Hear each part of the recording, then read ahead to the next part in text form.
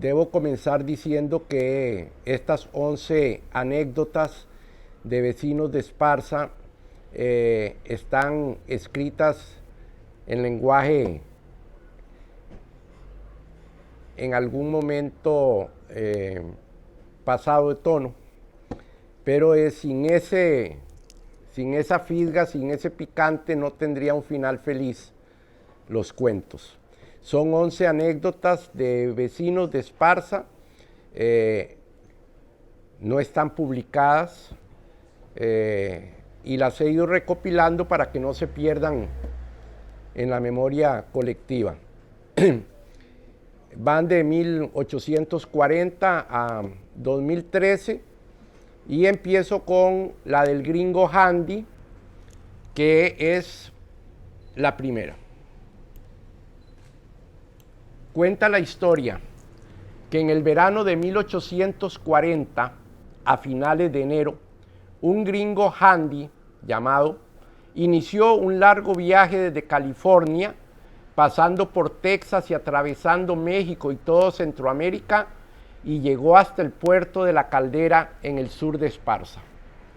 En medio de trochas entre la montaña virgen, con monos cariblancos que lo perseguían por las ramas de los árboles, con venados, cuzucos, tepezcuintres y garrobos que se atravesaban en el áspero camino, traía como acompañantes nada más y nada menos que a 2 dromedarios y a un elefante.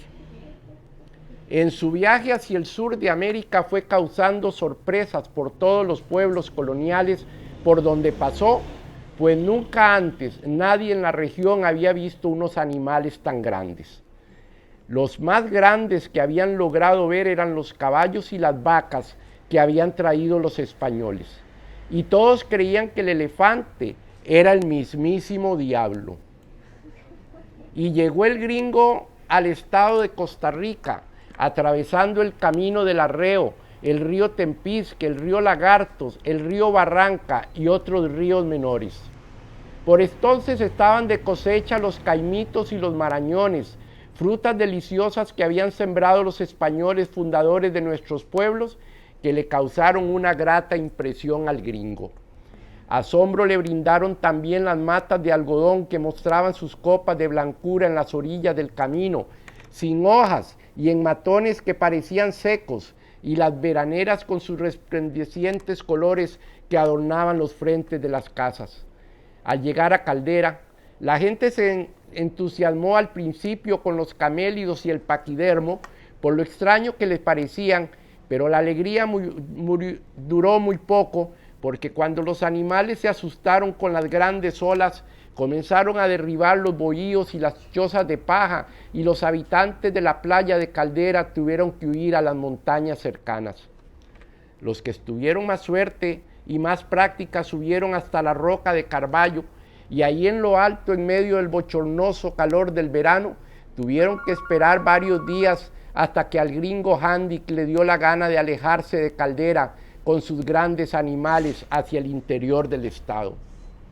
En un periódico neoyorquino salió después una crónica del viaje, y en ella se hablaba del asombro y el susto de las gentes.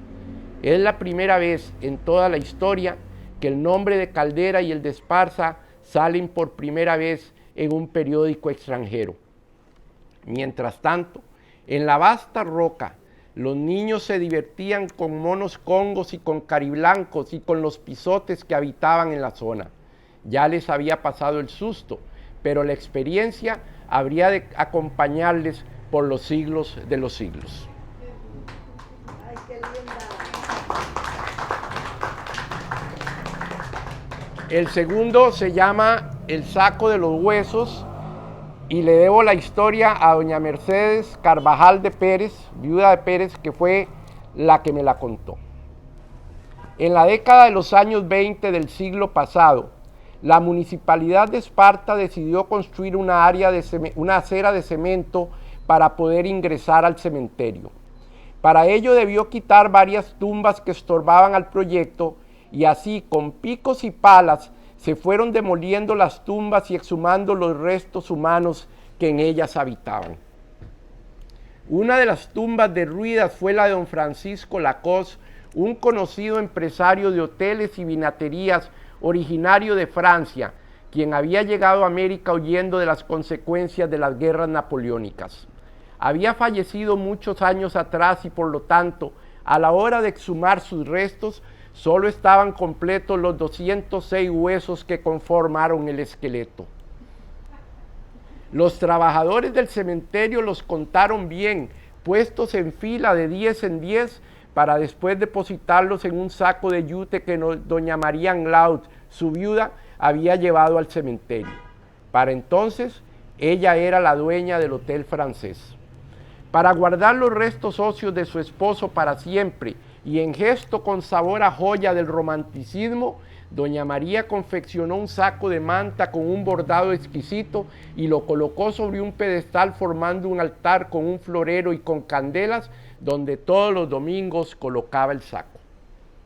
Todos los domingos, después de ir a misa de 9, doña María lavaba los 206 huesos con jabón azul y luego los ponía al sol en el patio para que se secaran bajo el ardiente sol de Esparta sobre una lámina metálica que había mandado a pintar de rojo como símbolo de amor. Luego los perfumaba y los volvía a depositar en el saco. Vivía sola. Sus 2 hijos vivían en San José. Por ello, cuando enfermó de soledad y de tristeza, sus hijos acordaron contratar a una persona para que le colaborara con los oficios domésticos y los quehaceres del hotel.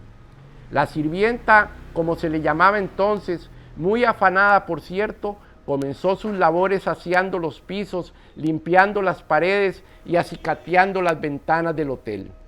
Cuando llegó al lugar donde estaba el altar con los restos del difunto Francisco, observó que las flores estaban marchitas, que el agua del florero olía a inmundicia y que las velas derretidas ya habían llenado la base del altar.